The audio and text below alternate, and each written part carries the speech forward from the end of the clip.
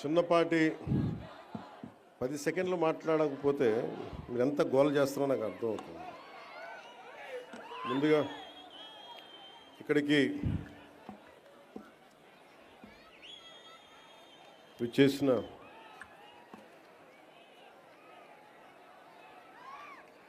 మా ఆడపడుచులకి, అక్క చెల్లెళ్ళకి, మహిళలకి, యువతకి, యువకులకి, జనసేన నాయకులకి, తెలుగుదేశం నాయకులకి, భారతీయ జనతా పార్టీ నాయకులకి, జన సైనికులకి, జనసేన వీర మహిళలకి, తెలుగు మహిళకి, తెలుగు యువతకి, భారతీయ జనతా పార్టీ యువ మోర్చా మహిళా శక్తికి నా హృదయపూర్వక నమస్కారాలు. నాకు పని చేయడం తప్ప విజయం గురించి తెలియని నాకు విజయం ఇచ్చిన, ఘన విజయం ఇచ్చిన నా పిఠాపురం అన్నదమ్ములకి, పెద్దలకి, ఆడపడుచులకి, అక్క చెల్లులకి, యువతకి, మహిళలకి పేరు పేరున నా ధన్యవాదాలు తెలుపుకుంటా ఉన్నాను. మీరు ఒక్కరు నిలబడితే మీ బలం వైజాగ్లో, విశాఖపట్నంలో మీరు ఎలాంటి గెలుపునిచ్చారంటే 2,08,000 కోట్ల పెట్టుబడి రాష్ట్రానికి తెచ్చేలా చేశారు. అంత గొప్ప విజయం ఇచ్చారు.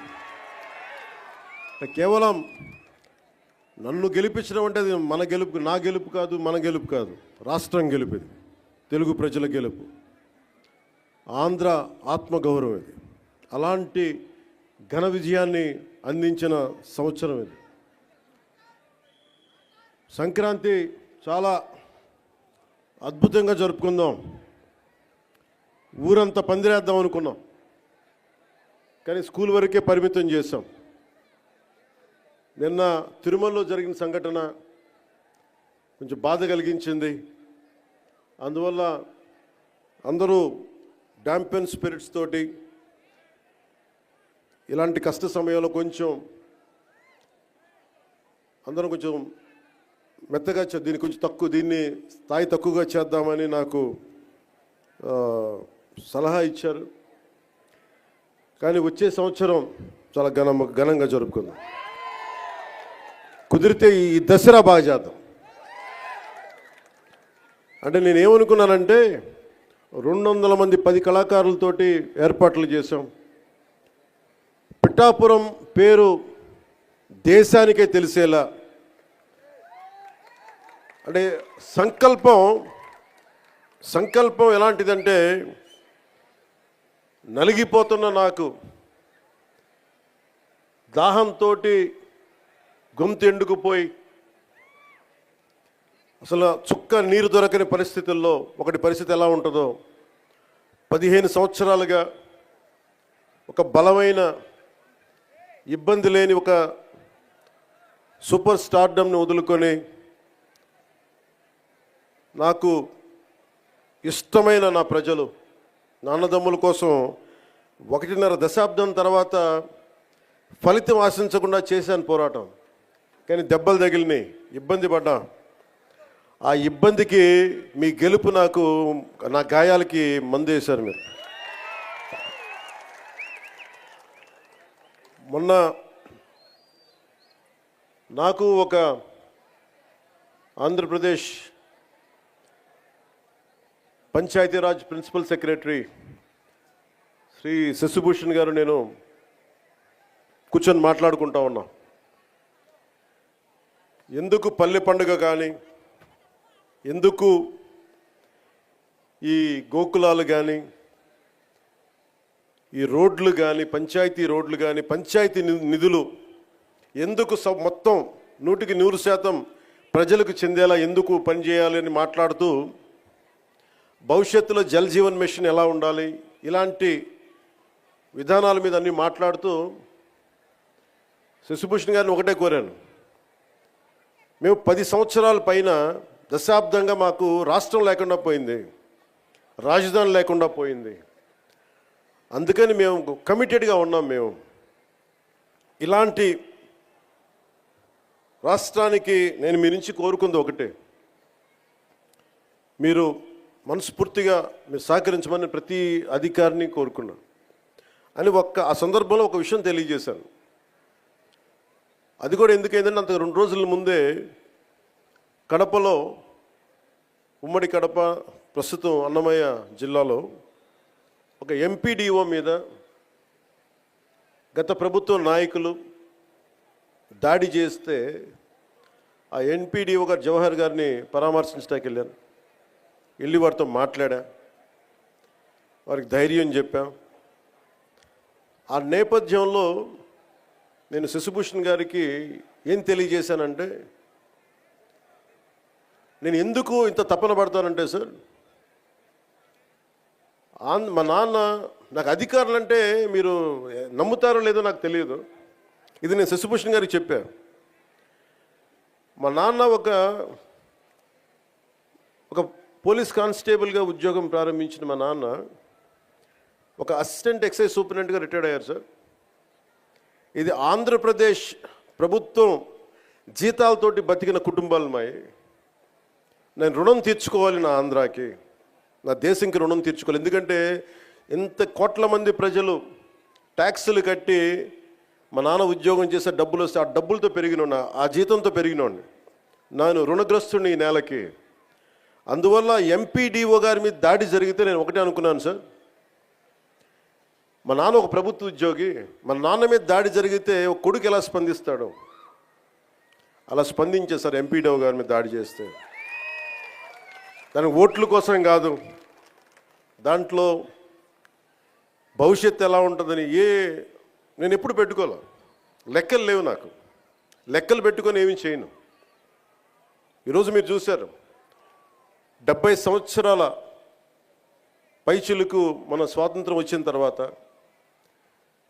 డోలీలతోటి కొండ ప్రాంతాల నుంచి ఇంకా గిరిజన ప్రజలు కొంతమంది, కొన్ని గ్రామాలు, ప్రత్యేకించి చెప్పాలంటే 400 కుగ్రామాలు, 419 కుగ్రామాలు డోలీలు కట్టుకొని ఇంకా ప్రజలు అవస్థపడుతున్న పరిస్థితుల్లో నిధులు లేవు.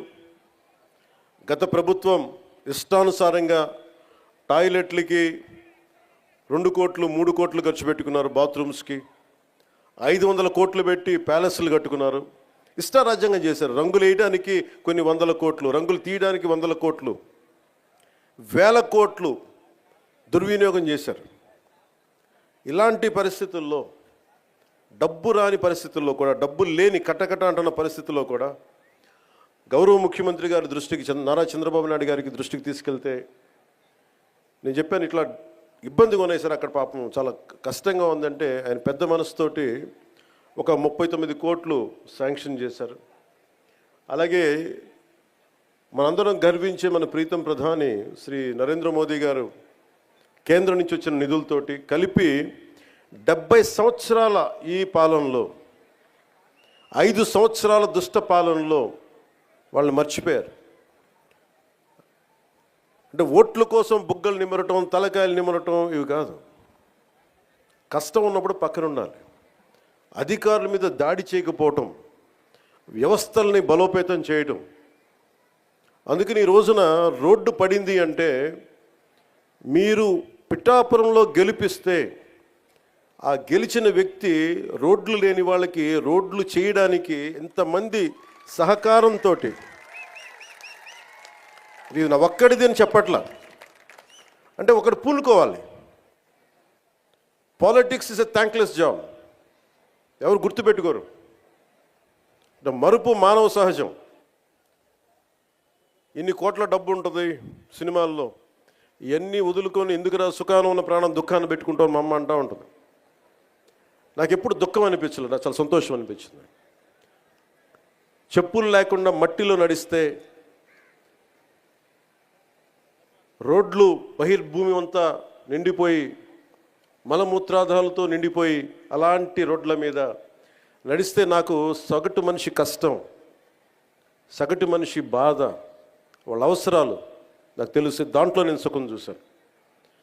అలాంటి వ్యక్తికి మీరు అండగా ఉన్నందుకు నా జన్మాంతం మీకు రుణపడి ఉంటాను. వేదికని అలంకరించిన శ్రీ తంగిళ్ళ ఉదయ్ శ్రీనివాస్ గారు, గౌరవ పార్లమెంట్ సభ్యులు, శ్రీ శశిభూషణ్ గారు, principal secretary Panchayati Raj and rural development, Shrimati Varuvula Satyaprabha గారు, ఎమ్మెల్యే ప్రతిపాడు, శ్రీ తోటా సుధీర్ గారు, చైర్మన్ సివిల్ సప్లైస్ కార్పొరేషన్, అలాగే ఎస్విఎస్ వర్మ గారు, Shri M Krishnateja, director Panchayati Raj and rural development, Burra Krishnaraju గారు, అలాగే ఏదైనా ఒక పని చెప్తే ఆగ మేఘాల మీద యంత్రాంగానంతా ముందుకు తీసుకెళ్లే మన ప్రీతమ కలెక్టర్ శ్రీ షణ్ముఖ్ గారు, అలాగే ఎస్పీ పాటిల్ గారికి మనస్ఫూర్తిగా నా హృదయపూర్వక నమస్కారాలు. ఏమ్మా ఏంటి ఇబ్బంది పెడుతున్నారు మిమ్మల్ని? నేను మిమ్మల్ని చూశాను, మీరు నన్ను చూశారు. మీ పాదాలకి నమస్కారం, దీవెనలు ఇవ్వండి. 6 నెలల్లో మీరు ఏం చేశారో అని అడుగుతూ ఉన్నారు. తృప్తి లేదంటే వీళ్ళకి, గత ప్రభుత్వం నడిపిన పెద్ద మనుషులందరికీ. చాలా చిన్న ఉదాహరణ చెప్తాను, మనకి వాళ్ళకి తేడా ఏంటని. 5 సంవత్సరాల్లో వాళ్ళు 268 గోకులాలు నిర్మించారు. 5 సంవత్సరాలు. మన వచ్చిన 6 నెలల్లో 12,500 గోకులాలు నిర్మించాము. నాకు ఇష్టమైన కవి గుర్రం జాషువా గారు గోమాత గురించి ఆయన చెప్పిన మాట అంటే, మన సాంప్రదాయాల్లో కానీ ఆచారాల్లో కానీ మన కార్తీక మాసంలో కానీ శివుడికి అభిషేకాన్ని మన ఆవు పాలతోనే చేస్తాం. అంటే తల్లి పాలతో సరి సమానమైన పాలు ఇస్తుంది కాబట్టి మనం గోమాత అంటాం. ఇది గుర్రం జాషువా గారు చెప్పింది గోమాతను ఉద్దేశించి. నీ నుంచి వచ్చే పాలలో వెన్న వస్తుందని తెలుసుకున్నాను, కానీ నీ మనసే వెన్న సుమ, గొంతు కోసిన బాధపడకుండా అలాగే నిలబడతావు తల్లి. అంటే ఆవు ఔన్నత్యాన్ని, ఆవు సంరక్షణ అవసరాన్ని చాలా గొప్పగా వివరించారు గుర్రం జాషువా గారు. అంటే ఆవు బాగుంటే రైతు బాగుంటాడు, రైతు బాగుంటే దేశం బాగుంటుంది. మనకి మిల్క్ వైట్ రెవల్యూషన్ చెప్తాం. గుజరాత్లో ఎంత 60,000 కోట్ల రూపాయలు అక్కడ ఉన్న మహిళలు పాడి ద్వారా 60,000 కోట్ల ఇది అంత ఉంది. వీళ్ళు ఇక్కడ తీసుకొచ్చారు అమూల్ని. గత ప్రభుత్వం దారుణంగా చిత్తూరులో కానీ మిగతా చాలా జిల్లాల్లో పాడి పరిశ్రమ అంటే ముఖ్యంగా డైరీస్ని చంపేశారు. గవర్నమెంట్ డైరీస్ని. ఎవరి దగ్గర డబ్బులు ఉండకూడదు, డబ్బులు వాళ్ళ దగ్గరే ఉండాలి. మనం ఎప్పుడు దేహి అంటూ ఉండాలి.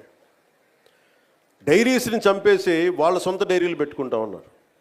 ఈరోజు మనం నిర్మించిన 12,500 ఈ గోకులాలు కానీ, భవిష్యత్తులో నిర్మించబోతున్న ఇంకొక 20,000 గోకులాలు కానీ, అవి ఒకటి 2 కానీ 4 కానీ 6 ఆవులు కానీ పాడి చేసుకునే ఏవైనా సరే కనీసం 2 ఉంటే ఒక 1,000-2,000 పెరుగుద్ది. ఎందుకు? దానివల్ల రక్షణ ఉంటుంది, ఎండపొడ ఉండదు, శుభ్రత ఉంటుంది. అంటే ఇది కూడా ఆలోచించలేకపోయింది గత ప్రభుత్వం. అదే మన ఇంట్లో ఒక ఆడబిడ్డ పెళ్లి జరిగితే గతంలో ఆవుని కానుక ఇచ్చి పంపించేవాళ్ళు. అంటే గోవు అంతది మనకి. అలాంటి గోవుని సంరక్షించుకోవడం కోసం ఈ రోజున మనం 12,500 ఒకేసారి మనం ఈ రోజున ఓపెన్ చేస్తున్నాం పండగకి. ఈ గోకుల ద్వారా అత్యధికంగా లబ్ధి పొందేవారు చిన్న రైతులు, కౌలు రైతులు, బడుగు బలహీన దళిత గిరిజన వర్గాల వారు, ఎస్సీ ఎస్టీ మరియు ఇతర వర్గాల్లో ఉండే బిలో పవర్టీ లైన్లో ఉన్న నరేగా నిధులతోటి 90% సబ్సిడీతోటి పశువులు షెడ్యూల్ చేసుకోవడానికి ప్రభుత్వం, ఎన్డీఏ ప్రభుత్వం నారా చంద్రబాబు గారి నాయకత్వంలో ప్రోత్సహిస్తుంది. ఈ స్కేల్లో, ఈ స్థాయిలో, ఇంత తక్కువ సమయంలో నిర్మించడం ఒక ఘనమైన విజయం. గత ప్రభుత్వం స్కాముల్లో రికార్డులు సృష్టిస్తే ఈ ప్రభుత్వం ఒక పల్లె పండుగ ద్వారా, ఒక గోకులాల ద్వారా, సకాలానికి జీతాలు అందించడం ద్వారా, పెన్షన్లు పెంచడం ద్వారా ఇది మనం అలాంటి అభివృద్ధి పనులతో రికార్డు సాధిస్తున్నాం. ఇందాక చూసాం, మనం ఏడీబీ రోడ్డు చూసాం. దాదాపు 2-3 నియోజకవర్గాలకు పనికొచ్చే 30 కిలోమీటర్ల రోడ్డు 5 సంవత్సరాలు దాన్ని వదిలేశారు. ఈరోజు వచ్చిన దాంట్లో మొత్తం కూర్చోబెడితే మొత్తం దాదాపు అక్కడ 2-3 ప్యాచ్లు తప్ప రోడ్డు ఆల్మోస్ట్ అయిపోతా పరిస్థితిలో ఉంది. ఆగస్టుకి అయిపోద్ది రోడ్డు, వచ్చే ఆగస్టుకి. అంటే ఇది ఎందుకు చేస్తున్నామంటే, ఎందుకు చెప్తున్నానంటే, అంటే నిజంగా కమిటెడ్గా ఉంటే డబ్బులు, పనిచేసే చోట డబ్బులు వస్తాయి. కష్టే ఫలి అంటాం. మనకి శ్రమ ఉన్న చోట పెట్టుబడి వస్తాయి. ఈరోజున మేము కోరుకుంటుంది గోకులాల ద్వారా మేము ఒకటే కోరుకుంటా ఉన్నాం. మహిళలు గుజరాత్ని స్ఫూర్తిగా తీసుకొని 60,000 కోట్ల రూపాయలు వ్యాపారం చేస్తూ ఉన్నారు. ఇక్కడ కూడా ఆ విధంగా మహిళలు భాగస్వామ్యమై ఇది ఒక రకమైన ఎంటర్ప్రెన్యూర్షిప్ అవ్వాలి. ఈ రంగం ఒక ఆత్మనిర్భర భారత్, ఎవ్వరి మీద ఆధారపడని భారతదేశంలో భాగంగా ఈ మహిళలకు కానీ, చిన్న రైతాంగానికి కానీ, పాడి పరిశ్రమ చేసే రైతాంగానికి కానీ ఇది లబ్ధిగా ఉంటుందని తెలియజేస్తూ ఉన్నాను. ఆంధ్రప్రదేశ్లో మన డైరీ కోఆపరేషన్ సొసైటీలు చాలా తక్కువ. దీనిని 10% ఉన్నాయి, దీన్ని విస్తరించాలి అని నిర్ణయించింది. దాంట్లో నరేగా ఫండ్స్ తోటి ఈ రోజున మనం దీన్ని ప్రారంభించడం చేశాం. న్యూజిలాండ్ లాగా పాడి పరిశ్రమలో ఆంధ్రప్రదేశ్ దేశంలోనే పాల ఉత్పత్తి చేసే దాంట్లో మనం ప్రముఖ పాత్ర వహించాలని మనస్ఫూర్తిగా నేను ఆశిస్తూ ఇవి చేస్తూ ఉన్నాం. గత ప్రభుత్వం డైరీలని నిర్వీర్యం చేసి గుత్తాధిపత్యం తెచ్చుకోవడానికి ప్రయత్నం చేశారు. అమూల్ వచ్చిందని చేసిన హడావిడి ఏమైపోయింది? ఒక అమూల్ కేంద్రం ఏర్పాటైందా? అందుకని ఇవన్నీ వదిలేసి రైతుల ఆదాయం రెట్టింపై అవ్వాలనే దీర్ఘకాలిక ఉద్దేశంతో ఈ గోకులాల పథకం 2వ దశ క్షీర విప్లవం దశగా అడుగులు వేస్తూ ఉన్నాం. మహాత్మా గాంధీ జాతీయ ఉపాధి హామీ పథకం కింద మీకు ఈ కింద విషయాలు తెలియజేస్తుంది. దాదాపు 58 లక్షల కుటుంబాలకు చెందిన 97 లక్షల పైచిలకు ఉపాధి కూలీలు ఈ పథకంలో పనిచేస్తూ ఉన్నారు. ఈ ఆర్థిక సంవత్సరంలో 5,193 కోట్ల రూపాయలు ఉపాధి కూలీలకి చెల్లించాం. ఇంకా ఏదైనా బాకీ ఉంది అంటే 2 కోట్ల మట్టుకే ఉంది. అంటే 5,193 కోట్ల రూపాయలు చెల్లించాం ఉపాధి కూలీలకి. ఈ పథకం కింద కూలీలకి పని కల్పించడంతో పాటు సుస్థిర ఆస్తుల్ని కల్పిస్తూ ఉన్నాం. చట్టంలో చెప్పిన విధంగా ఆగస్టు 23వ తేదీన గతంలో ఎన్నడూ లేని విధంగా రాష్ట్ర వ్యాప్తంగా ఒకే రోజు 13,326 గ్రామ పంచాయతీలో గ్రామ సభలు ఏర్పాటు చేశాం. ప్రపంచ రికార్డు సృష్టించాం. ఈ గ్రామ సభల ద్వారా 4,500 కోట్ల విలువ గల పనులకి అనుమతి తీసుకున్నాం. మన ప్రభుత్వం సుస్థిర ఆస్తుల కల్పన, గ్రామీణ మౌలిక సదుపాయాల అభివృద్ధి కట్టుబడి ఉంది. వాటిలో భాగంగా 22,500 గోకులాలు, 3,500 కిలోమీటర్ల సీసీ రోడ్లని మనం మంజూరు చేశాం. పల్లె పండుగ వారోత్సవాల్లో భాగంగా అక్టోబర్ 14 నుంచి 20 వరకు మంత్రులు, ఎమ్మెల్యేలు, ప్రజాప్రతినిధులు అందరూ కలిసి అభివృద్ధి పనులు భూమి పూజ చేశాం. ఈ 3 నెలల్లోనే మనం 12,500 గోకులాలు పూర్తి చేశాం. ఈ షెడ్లను పూర్తి చేయడం వల్ల దాదాపు 50,000 పశువులు ఆరోగ్యకరమైన వాతావరణంలో ఉంటాయి. దీనివల్ల, ఈ పరిశుభ్రమైన వాతావరణం వల్ల ప్రతి రైతుకి నెలకి 2 లీటర్లు పెరిగితే ప్రతి రైతుకి నెలకి అదనంగా ఇంకొక 10 నుంచి 12,000 అదనపు ఆదాయాన్ని పొందుతారు. ఈ నెలాఖరికి మొత్తం 22,000 పైచిలకు గోకులాల పనులు పూర్తవుతాయి. ఈ ఆర్థిక సంవత్సరంలో 38,986 చిన్న సన్నకారు రైతులకు చెందిన 63,385 ఎకరాల్లో పండ్ల తోటల పెంపకాన్ని పనులు చేపట్టాం. మరి ఈ ఆర్థిక సంవత్సరంలో 1,00,000 ఫామ్ పాండ్స్ నిర్మించడానికి ఒక ప్లానింగ్తో ముందుకెళ్తా ఉన్నాం. వ్యవసాయం అనుబంధ పనులపై దృష్టి సారించాం. అందులో భాగంగా వ్యవసాయ చెరువులు కానీ, పశువుల షెడ్లు కానీ, పండ్ల తోటల పెంపకం కానీ, భూసార సంరక్షణ, కందకాలు మొదలైన పనులు చేపడతా ఉన్నాం. గ్రామ పంచాయతీ వారీగా ఈ 6 నెలల్లో సాధ్యమయ్యే మరియు చేయదగిన వ్యవసాయ అనుబంధ పనులన్నిటికీ ప్రణాళికలు తయారు చేసి సిద్ధంగా ఉంచుకున్నాం. ఫీల్డ్ అసిస్టెంట్స్కి వారి సామర్థ్యాన్ని పెంచడానికి ప్రతి జిల్లాలో శిక్షణా కార్యక్రమాలు మొదలుపెట్టాం. ఫీల్డ్ అసిస్టెంట్స్కి కావాల్సిన లక్ష్యాలకి అందుకోవాల్సిన లక్ష్యాలు సంబంధించిన పనులు కానీ అందుబాటులో ఉంచాం. 6 నెలల్లో పనులు పూర్తి చేయడానికి ప్రణాళికలు సిద్ధం చేశాం. నాణ్యత, జవాబుదారీతనమే ప్రభుత్వం మొదటి బాధ్యత. సగటు కూలీ రేటు మెరుగుపరచడానికి, నకిలీ మస్టర్లు లేకుండా చేయడానికి రాష్ట్ర స్థాయి మరియు జిల్లా స్థాయిలో వేతన పర్యవేక్షణ కమిటీలని ఏర్పాటు చేశాం. ఈ పథకంకు నిజంగా స్ఫూర్తితో తీసుకెళ్ళడానికి, తప్పులు జరగకుండా ఒక ఫ్లయింగ్ స్క్వాడ్ను కూడా ఏర్పాటు చేసుకున్నాం. ఒకసారి మనం చేసిన పనులు నేను వ్యక్తిగతంగా ఎప్పుడు చెప్పుకోను, చాలా సహాయాలు చేశాను, నేను ఎప్పుడు చెప్పుకోను.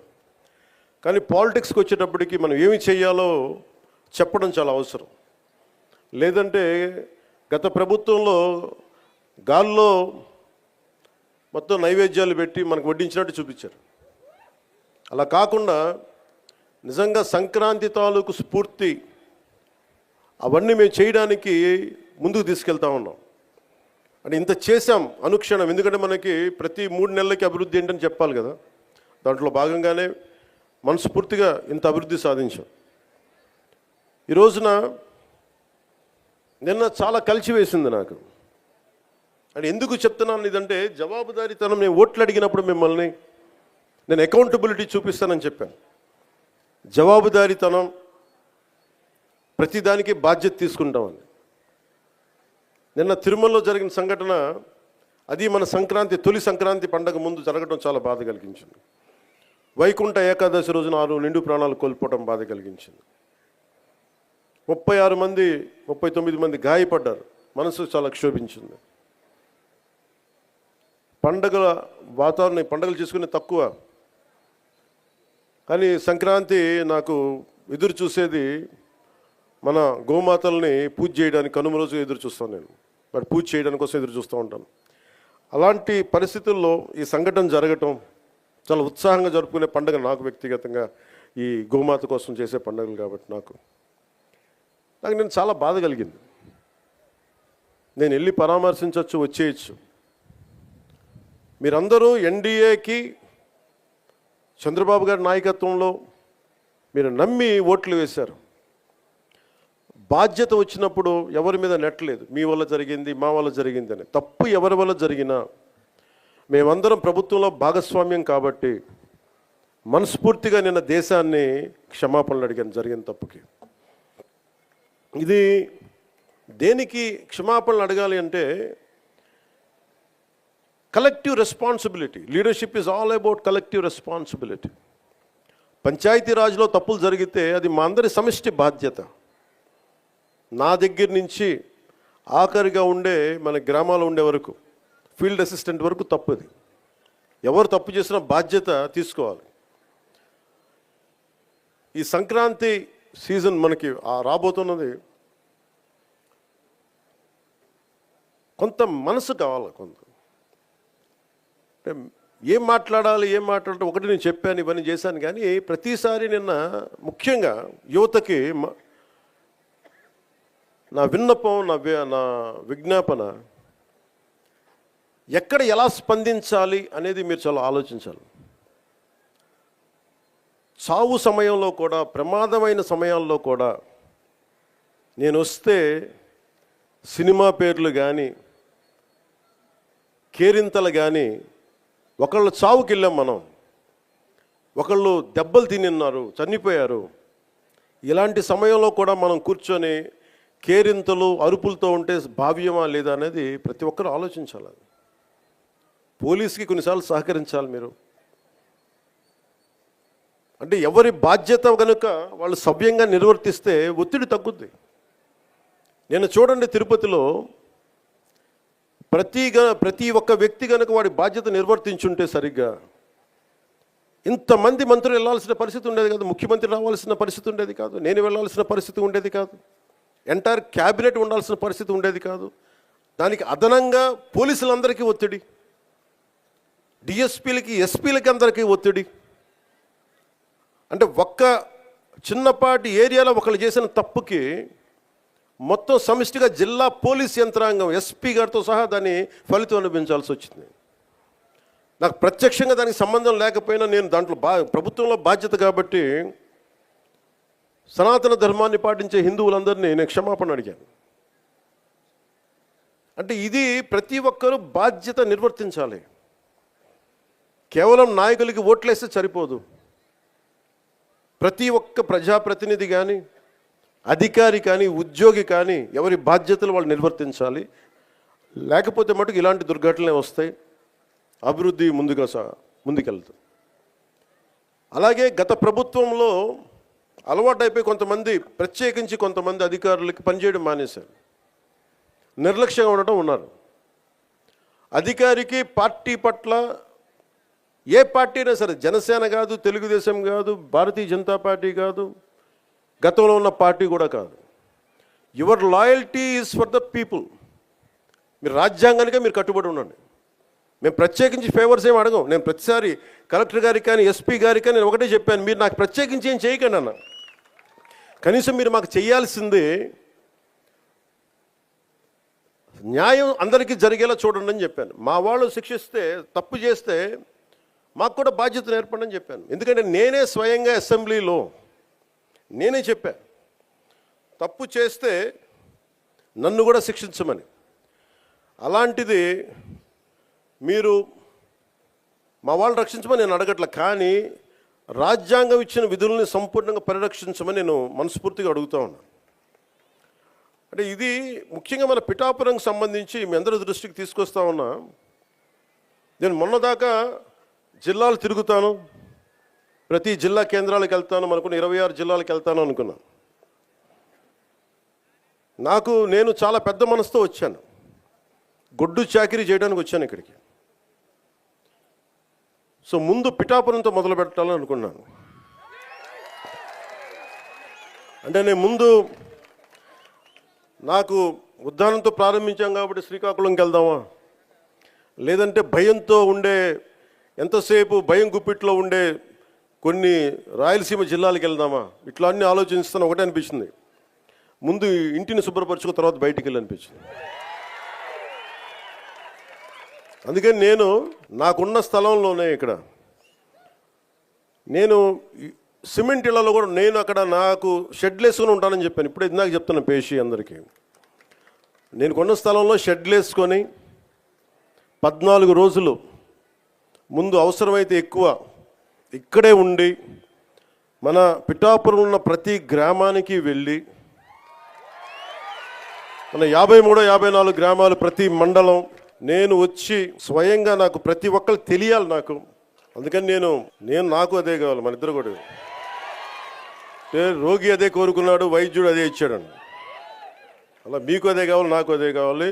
మనందరం కలిసి మన పిఠాపురాన్ని మొత్తం ఒక జాతీయ స్థాయిలో దీని పేరు తీసుకొద్దాం.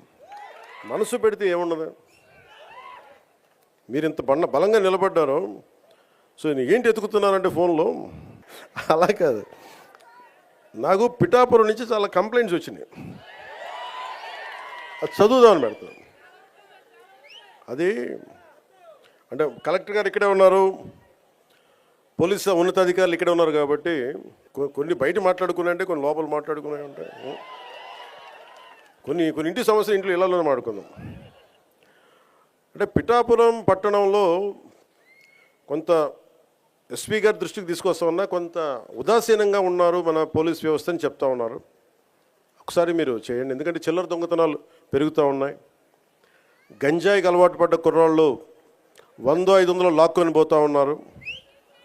దొంగతనం చిన్నదే కావచ్చేమో కానీ ఊళ్ళల్లో నోటి మాట ద్వారా దొంగతనాలు పెరిగాయి అనేది మొదలైతే పవన్ కళ్యాణ్ వచ్చి దొంగతనాలు పెరిగినాయంటే చాలా దరిద్రంగా ఉంటుంది. దయచేసి అది చూసుకోండి. చెప్తా, ఇంకా చాలా లిస్టు చదవనే. పిఠాపురం పట్టణంలో రథాలపేట, ఇందిరానగర్, అగ్రహారం ప్రాంతాల్లో గంజాయి వాడకం పెరిగినది ఉంది. అవునమ్మా. అలాగే తుని నుంచి వచ్చేవాళ్ళు ఇక్కడ కుర్రోళ్ళకి గంజాయి సప్లయర్స్గా మారుస్తున్నారని ఇది ఉంది దృష్టి. అలాగే మొన్న ఎస్సీ బాయ్స్ హాస్టల్లోకి వెళ్ళి కొంతమంది పిల్లల్ని కొట్టి 10-25 రూపాయలు లాక్కొని హాస్టల్లో వాళ్ళని డబ్బులు తీసుకున్నారని చెప్పారు. అదే రోజు మళ్ళీ పోలీస్ కంప్లైంట్ చేస్తే పిల్లల్ని తిరిగి కొట్టారని ఉంది నా దృష్టికి.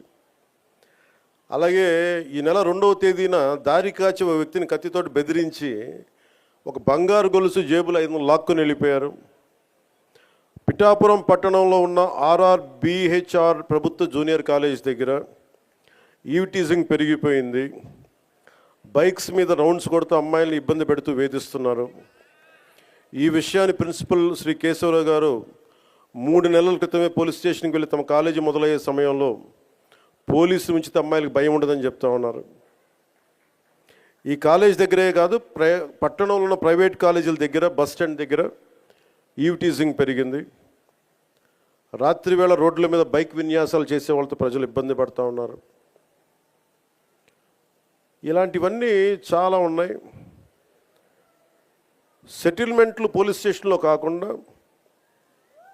లాయర్స్ కాకుండా కొంచెం దయచేసి అందరూ మనస్ఫూర్తిగా దృష్టి పెట్టండి దీని మీద. అంటే ఎందుకు చెప్తున్నాను ఈ మాట అంటే, నేను తిరుపతి సంఘటన జరిగింది. అక్కడున్న పోలీస్ శాఖ కనుక నిజంగా అక్కడున్న DSP గారు కనుక సవ్యంగా బాధ్యత నిర్వర్తించుంటే, బాధ్యత అప్పచెప్పిన SP గారు ట్రాన్స్ఫర్ అయ్యేవాళ్ళు కాదు. నాకు ఇది చాలా బాధ కలిగించింది. అందుకని పిఠాపురంలో నేను ఎవరిని కూడా, మీరు అడగండి కలెక్టర్ గారిని కానీ SP గారిని కానీ, నేను ఎవరిని రికమెండ్ చేయలే. నేనేం చెప్పానంటే, నేను ఎవరిని వెండేట ప్రభుత్వం, మీరు గత ప్రభుత్వంలో మీరు పనిచేసి ఉండొచ్చు, నాకు తెలియదు, నేను అన్నీ మర్చిపోతున్నా, గతం అంతా మర్చిపోతున్నా. ఇప్పుడు ఫ్రెష్గా ప్రారంభిద్దాం. నేను మిమ్మల్ని జడ్జ్ చేయను. నాకు ఇవ్వాల్సిందల్లా సుపరిపాలన ఇవ్వండి. తన్నా మన అని భేదం లేకుండా అందరికీ సమ న్యాయం చేయమని అంటే, అది జరగకపోతే మటుకు మళ్ళీ నా లాంటి వాడు వచ్చి రోడ్ల మీద తిరిగితే ఎవరికి నిద్రాహారాలు ఉండవు. అక్కడ దాకా తీసుకెళ్ళదు. ఎందుకంటే నేను ఒక రౌడీ మూకను ఎదుర్కోవడానికి, గుండాల మూకను ఎదుర్కోవడానికి నేను మొదటి తరం రాజకీయ నాయకుడిని. మొదటి తరం రాజకీయ నాయకుడిని. మా నాన్న ముఖ్యమంత్రి కాదు, మా నాన్న కానిస్టేబులే. నాకు 10 మంది తెలీదు. ఈ వేదిక పైన ఉన్న పెద్ద అధికారులు, IASలు అంటే నాకు భయం వేస్తుంది. నాకు పెద్దది, ఇంకా నేను చిన్న ఉద్యోగ కొడుకుని కదా. మా నాన్న ఏం చెప్పాడు, చిన్నప్పుడు వచ్చారు, దొరగారు వచ్చారు, ఇంట్లోంచి భోజనం పంపించాలని చెప్పాడు. మాకు ఐజీలు అంటే దొరగారు మాకు, మా ఇళ్లలో. ఈ రోజుకి ఇన్ని కోట్లాది మంది నన్ను గుండెల్లో పెట్టుకున్నా, కేంద్ర స్థాయిలో నాకు పరిచయాలున్నా, నాకెప్పుడు అధికారులు పెద్దవాళ్ళే. నాకు లోపల అంత గౌరవం ఉంటుంది నాకు. కానీ గౌరవం నిలబెట్టుకోవాల్సిన అవసరం కూడా అధికారుల మీద ఉంది. ఎందుకంటే నేను ప్రజల కోసం పనిచేస్తాను. అందుకని ఈ బాధ్యతని అందరూ చేయాలి. ఎందుకంటే నేను ఈవ్టీజింగ్ అనేది నాకు చాలా చిరాకు. నిస్సహాయ స్థితిలో ఉన్న ఆడపిల్లల్ని వేధించడం అనేది మగతనం కాదు. అది మీరు మగతనం కావాలంటే జిమ్నాస్టిక్స్కి వెళ్ళండి. మీరు మగతనం ప్రూవ్ చేయాలంటే దేశం కోసం ఒళ్ళుంచి ఆర్మీలో జాయిన్ అవ్వండి.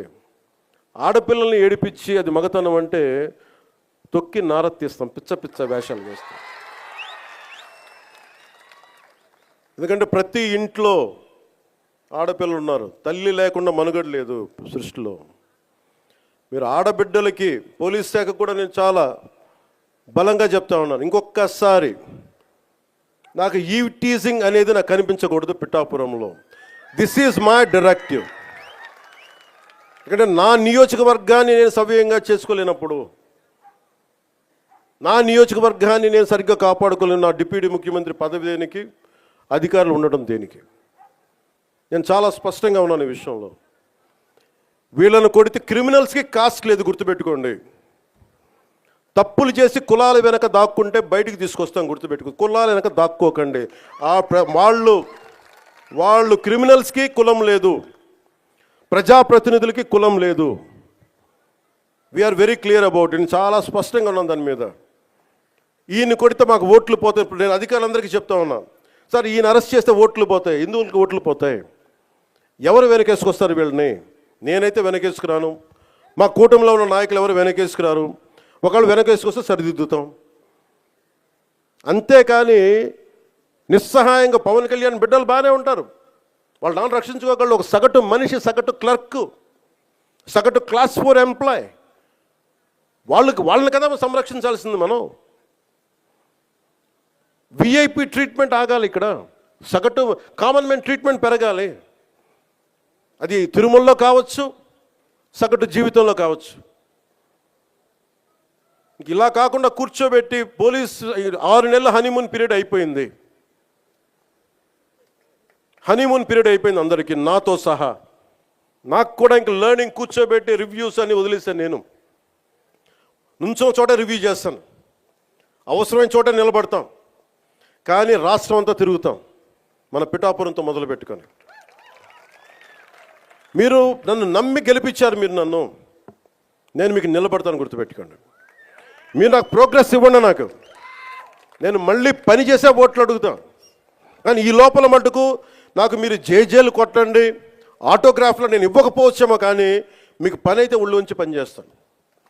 మీరు మొత్తం 5 సంవత్సరాల పాలన అయిన తర్వాత ఇంకొకసారి ఇతనికి ఎమ్మెల్యేగా అవకాశం వచ్చింది ఇవ్వండి, లేదు నువ్వు మాకు నచ్చలేదు వదిలేయండి. మీరు నేను అంత నిక్కచ్చిగా ఉన్నాను, నాతోటి నేను అంత నిక్కచ్చిగా ఉన్నాను. అందుకని నేను చాలా చాలా స్పష్టంగా ఉన్నాను. 15 ఏళ్ల తక్కువ కాకుండా అలయన్స్ ఉండాలని మనస్ఫూర్తిగా నేను ఆ శక్తిపీఠాన్ని ఆనేసి చెప్తా ఉన్నాను. కానీ అధికార యంత్రాంగం నాకు మీ సహకారం కావాలి. నేను గవర్నమెంట్ ఎంప్లాయ్ కొడుకునే, లేట్ గవర్నమెంట్ ఎంప్లాయ్ కొడుకుని, నేను కష్టాలు నాకు తెలుసు. జీతాలు రాకపోతే స్కూల్లో నుంచి బయటికి పంపించేసిన సంఘటనలు కూడా ఉన్నాయి, నాకు అవి తెలుసు. నాకు కరెక్ట్గా కూర్చోబెట్టి 1వ తారీఖు జీతాలు రావు, 7కో 8కో వస్తే స్కూల్ నుంచి పంపించేసేవాళ్ళు నన్ను. అవి కూడా చాలా సందర్భాలు జరిగినాయి. నా కష్టాలు తెలియదని చెప్పకండి ఎవరు, నా కష్టాలు తెలుసు. అందుకే నిన్న ఎందుకు తగ్గి మాట్లాడతానంటే కష్టాలు తెలిసిన వాడిని కాబట్టి. నాకు అధికారం అలంకారం కాదు, అధికారం బాధ్యత నాకు. కానీ నాకు పిఠాపురం బాగుండాలి, నేను చాలా చాలా స్పష్టంగా ఉన్నాను. లా అండ్ ఆర్డర్ కనుక ఎవరన్నా సరే ఇష్టారాజ్యంగా, ఎవరన్నా సరే ఇష్టం వచ్చినట్టు చేస్తే తొక్కి నారత్తిస్తాను ఒక్కొక్కరికి. మా ఇష్టం కుదరదట్లా.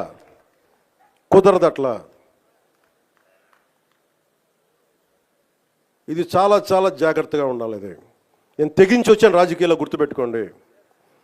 గుండాలకి చంపేస్తానంటారు నన్ను. మొన్న అడవుల్లోకి వెళ్ళాలంటే నక్సలైట్లు మందు పాత్రలు పెడతారంటే పెడితే పెట్టండి, పేలిపోతాను, కానీ నేను ఆపను నడక. అంత తెగించున్నాను, నేను గుర్తుపెట్టుకో. ఎందుకంటే నేను అభివృద్ధి కావాలి.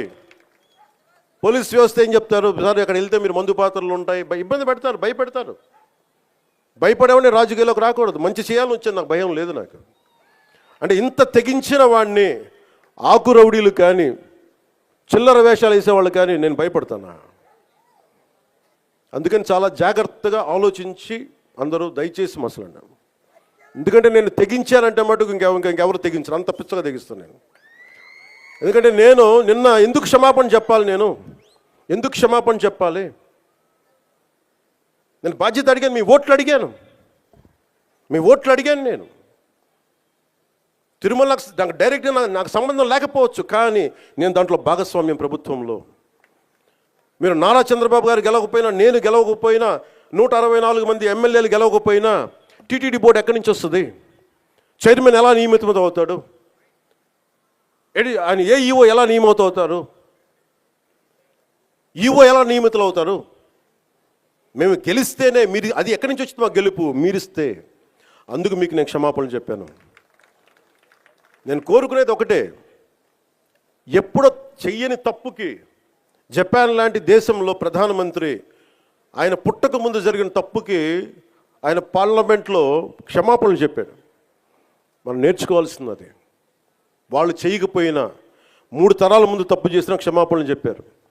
నేను ఈ రోజున అడుగుతుంది, టీటీడీ బోర్డు పాలక మండలి చైర్మన్ గారు కానీ, సభ్యులు కానీ, ఈఓ కానీ, ఏఈఓ కానీ మీరు ప్రెస్ మీట్ పెట్టి క్షమాపణలు చెప్పండి. నేను క్షమాపణలు చెప్పినప్పుడు మీకు క్షమాపణలు చెప్పడానికి నామోషి ఏంటి? బాధ్యత తీసుకోండి, బాధ్యత తీసుకోవాలి. ఇది చాలా బాధ కలిగించేది. మాకు సంబంధం లేదంటే ఎట్లా? నా తప్పు కాదంటే రాజు ఏడు చేపలు కదలా, మరి ఎవరు చేస్తారు ఇది? నాకేం సరదా నాకు క్షమాపణలు చెప్పడం? నేను దోషిగా నిలబడాలా ఇలాంటి సంఘటనలో? అందుకని ఎందుకు నేను డ్యాంపెన్ చేశాను, ఎందుకు తగ్గించాను సంక్రాంతి సంబరాలంటే, వాళ్ళు ఎంత గొప్పవాళ్ళంటే చనిపోయిన 6 మంది వారి కుటుంబ సభ్యులు దేవుడు పట్టుకెళ్ళిపోయాడు అంటున్నారు. 36 మంది గాయపడితే ప్రతి ఒక్కరిని పేరు పేరున పరామర్శిస్తే అందరూ కూడా నలిగిపోయి 100 మంది మీద పడిపోయారు. ఎంత ఉంటుంది ఒక ఆడపడుచు మీద పడిపోతే, పెద్ద ఆవిడ మీద పడిపోతే? తమిళనాడు నుంచి వచ్చారు. ఎలా ఉందమ్మా మీకంటే, కడవలు పాత్రికాంగ అయ్యా, కడవలు వెళ్ళి దేవుడు బయటికి తీసుకొచ్చాడు మమ్మల్ని అంటా ఉన్నారు. ఎంత పెద్ద మనసుతోటి సరిగ్గా చూసుకోలేదయ్యా మమ్మల్ని, కానీ ఏం చేస్తాం, మా కర్మ ఇలా కాలిందని. అది దేశం తాలూకు దౌర్భాగ్యం. ప్రజలు ఇంత బాధ్యత ఇప్పుడు కష్టం వచ్చినప్పుడు ఎంత అద్భుతంగా చెప్పారంటే నాకు కన్నీళ్ళు వచ్చినాయి. నాకు నిన్న కరిగిపోయాను నేను. వీళ్ళ క్షమాపణలు చెప్పదు ఇంకెవరికి క్షమాపణలు చెప్తాం? ఏఈఓ కానీ, ఏఈఓ వెంకయ్య చౌదరి గారు కానీ, ఈఓ శ్యామలరావు గారు కానీ, చైర్మన్ బిఆర్ నాయుడు గారు కానీ, టీటీడీ బోర్డు సభ్యులు, పాలక మండలి సభ్యులు అందరూ కానీ, మీరందరూ వచ్చి ఒక్కొక్క వ్యక్తి గురించి కథ వింటే అప్పుడు మీకు బాధ అర్థమవుతుంది. క్షమాపణలు చెప్పండి. మీరు క్షమాపణలు చెప్పి తీరాలి, వేరే దారి లేదు మీకు. మీరు క్షమాపణలు చెప్పడం వల్ల పోయిన ప్రాణాలు తిరిగి రావు, కానీ కనీసం ప్రజలు మిమ్మల్ని చూస్తూ ఉన్నారు. అది మటుకు జ్ఞాపకం పెట్టుకొని అందరూ తగ్గి క్షమాపణలు చెప్పండి. చాలా అవసరం ఇది. ఎందుకంటే ఈరోజు రాష్ట్రం మొత్తం, దేశం మొత్తం మీరు చేసిన తప్పుకి సంబరాలు జరుపుకోవడానికి ఆలోచిస్తూ ఉన్నారు. 4 లక్షల మంది ప్రజలు గరుడోత్సవాలకు వస్తే క్రౌడ్ మేనేజ్మెంట్ చేయగలిగేవాళ్ళు, అక్కడ చేయలే. 2500 మంది. చాలా బాధ అనిపించింది. Lack of management, crowd management లేక, ఎవరిని ఎంతమందిని కూర్చోబెట్టాలి ఈ ఆలోచన లేక, అది కానిస్టేబుల్స్గా దగ్గర నుంచి అధికారులు, ఎస్ఐలు, సిఐలు, 1100 మంది పైచిలకు పోలీసు. కానీ దురదృష్టం జరిగిపోయింది. సో నేను ఈ సందర్భంలో నేను ఒక కొత్త ప్రయాణం మొదలు పెడుతున్నాను. 6 నెలల తర్వాత ప్రతి జిల్లాకి వస్తాను. అది మనం పిఠాపురంతో మొదలు పెడుతున్నాను. ప్రతి గ్రామం, మన ఉప్పాడ దగ్గర నుంచి మత్స్యకార గ్రామాలు కావచ్చు, ప్రతి గ్రామం నేను వెళ్ళి కనుక్కొని, ఎందుకంటే నేను పని చేయడానికి వచ్చాను మీకోసం. నేను నాయకులందరినీ కలుపుకెళ్తాను. అది వర్మ గారు కావచ్చు, కృష్ణరాజు గారు కావచ్చు, ప్రతి ఒక్కరు మా జనసేన నాయకులు కావచ్చు, పేరు పేరున నేను చాలా బాధ్యతగా ఉంటాను. ఇంత పని చేసేవాడిని అది గొడవ పెట్టుకోవాలంటే నేను వెనకండి, అది కూడా గుర్తుపెట్టుకోండి. నాకు అంత తెగింపు ఉండదు. మీరు అడవుల్లోకి వెళ్ళడానికి భయపడతారు. నాకు బిడ్డలు ఉన్నారు, 4 బిడ్డలు. పోవడానికి నాకు చాలా కోట్ల సంపాదన ఉంది, కెరీర్ ఉంది నాకు. ఇవన్నీ వదిలి నేను అడవుల్లోకి వెళ్ళి మందు పాత్రలు ఉంటాయా లేదా అని భయంతో ఎందుకు వెళ్ళాలి నేను? నాకు ఇష్టం అంత ప్రజలంటే, ప్రేమ నాకు. ఎంతసేపు కూర్చొని శ్రీశ్రీ కవితలు చదివి, బాలగంగాధర్ కవితలు చదివి అవి ఉటంకించడానికి నేను ఒక స్టేజ్ మీద, నేను కవిని కాదు, నేను పనిచేసేవాడిని. విప్లవకారుడు రాజకీయ నాయకుడు అయితే ఎలా ఉంటుంది, ఇలాగే ఉంటుంది. విప్లవకారుడు తుపాకీ పట్టుకోకుండా ఓటు నమ్మితే ఎలా ఉంటుంది, ఇలాగే ఉంటుంది. నా డబ్బు మీద మమకారం లేదు, పేరు మీద ఇష్టం లేదు, బాధ్యతే ఉంది నాకు. అందుకని నాతో ప్రేమ అయినా సరే, గొడవైనా సరే, రెండింటికి నేను సిద్ధం. అందుకని దయచేసి నేను డబ్బుకి ఆశపడో, పేరుకి ఆశపడో, నాకు భగవంతుడు కావాల్సినంత పేరు ఇచ్చాడు, అవసరమైనంత డబ్బు ఇచ్చాడు. నేను కోరుకుందల్లా మా నాన్న కష్టం చూశాను. నిజాయితీగా ఉంటే ఒక వ్యక్తి ఎలా నలిగిపోతాడో నేను చూశాను. పడలేక అవినీతితోటి సెలవులు పెట్టేవాడు మా నాన్న, ఆయన కష్టం చూశాను. మొత్తం అవినీతిమయం అయిపోయింది కాదంటలా, కానీ అవినీతిమయంలో కూడా ఎంతో కొంత చిన్నపాటి తక్కువ అవినీతి చేయించే పరిస్థితిలో ఆలోచిస్తాం తప్ప అవినీతి నిర్మూలించలేం.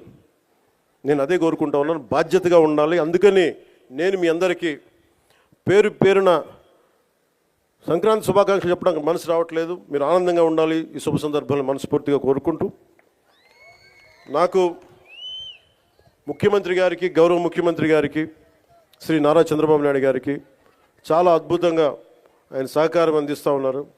వారికి నా ధన్యవాదాలు తెలియజేస్తూ ఉన్నాను. 2,08,000 కోట్ల పెట్టుబడిని మాకు ఇచ్చినందుకు ప్రధానమంత్రి శ్రీ నరేంద్ర మోదీ గారికి మనస్ఫూర్తిగా నా ధన్యవాదాలు. భారతీయ జనతా పార్టీ కార్యకర్తలకి, నాయకులకి, మహిళలకి, తెలుగుదేశం పార్టీ నాయకులకి, మహిళలకి, కార్యకర్తలకి, జన సైనికులకి, వీర మహిళలకి, ప్రతి ఒక్కరికి పేరు పేరున నా హృదయపూర్వక ధన్యవాదాలు. మీ అందరికీ శుభాకాంక్షలు తెలియజేసుకుంటూ మరోమారు అధికార యంత్రాంగం అందరికీ కూడా మనస్ఫూర్తిగా ధన్యవాదాలు తెలియజేసుకుంటూ ఉన్నాను. పిఠాపురం నుంచి చాలా అర్జీలు వచ్చినాయి. దాదాపు వచ్చిన అర్జీల్లో ప్రతిదీ పరిష్కరించాం. కొన్ని పరిష్కారం గురవ్వాలంటే కొన్ని లీగల్ సమస్యలు, కొన్ని ఏమో వాళ్ళు వ్యక్తిగతంగా చేసిన అప్పులు, అవన్నీ మనల్ని అడుగుతూ ఉన్నారు. ఇలాంటివి కాకుండా సగటు మనకి ఏవైతే కష్టాలు ఉన్నాయో మనకి ఫండ్స్ అన్నిటి దగ్గర నుంచి, నా వ్యక్తిగత ఫండ్స్ దగ్గర నుంచి ఇచ్చాను. ఇవన్నీ కింద పేషీ నుంచి ఎవరైనా వెళ్ళి వాళ్ళతో మాట్లాడి అర్జీ అంటే తీసుకోండి. సో మీ అందరికీ మరోమారు ధన్యవాదాలు తెలుపుకుంటూ సెలవు తీసుకున్నాను. జై హింద్.